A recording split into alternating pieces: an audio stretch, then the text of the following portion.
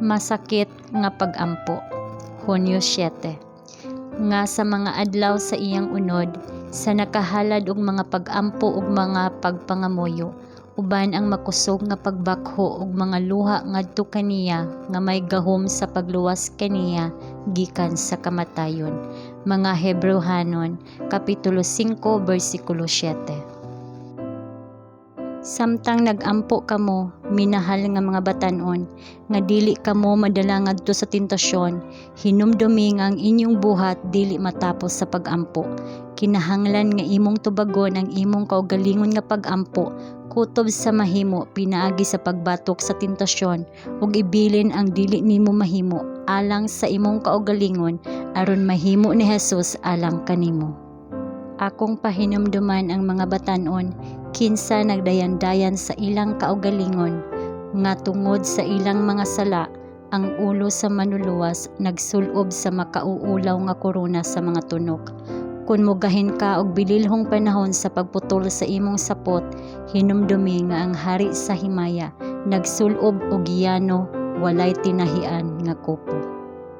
Kamo nga naghago sa inyong kaugalingon sa pagdayan-dayan sa inyong pagkatawo, palihog hinumdumi nga si Hesus sagad gikapoy tungod sa walay hunong nga paghago ug pagdumili sa kaugalingon ug pagsakripisyo sa kaugalingon aron sa pagpanalangin sa mga nag-antos ug nanginahanglan.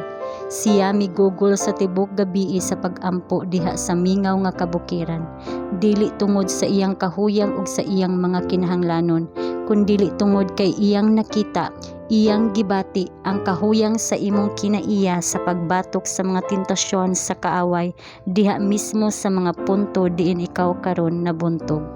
Siya nahibalo nga ikaw walay pagtagad sa imong mga kapiligruhan ug dili mo bati sa imong panginahanglan sa pag-ampo. Tungod nato nga iyang gibubo ang iyang mga pag-ampo ngadto sa iyang amahan, uban ang kusog nga mga paghilak ug mga luha. Kini mao ang pagluwas kanato gikan sa garbo ug gugma sa kakawangan ug kalipayan nga atong gipatuyang karon ug nga nagpagawas sa gugma ni Hesus nga kadtong mga luha gipaagas. Kamo ba, batan-ong mga higala, mubangon ug wagtangon kining makahahadlok nga pagkawalay pagtagad ug kabuang nga nakapahiuyon kaninyo sa kalibutan? Mopatalinghog ba kamo sa tingog sa pasidaan nga nagsulti kaninyo nga ang kalaglagan anaa sa dalan niadtong kinsa anaa sa kasayon ining takna sa kakuyaw? Daghan sa atong mga batan-on pinaagi sa ilang walay pagtagad nga pagbaliwala sa mga pasidaan ug mga pagbadlo nga gihatag kanila, nag-abli og dako sa pultahan alang kang Satanas sa pagsulod. Uban sa pulong sa Dios alang sa atong giya ug kang Hesus, ingon nga atong langitnong magtutudlo, dili kita kinahanglan nga ignorante sa iyang mga kinahanglanon o sa mga pamaagi ni Satanas. Dili kini usa ka dili maayo nga tahas nga magmasulundon sa kabubuton sa Dios kung kita motugyan sa atong mga kaugalingon sa hingpit nga direksyon pinaagi sa iyang espiritu.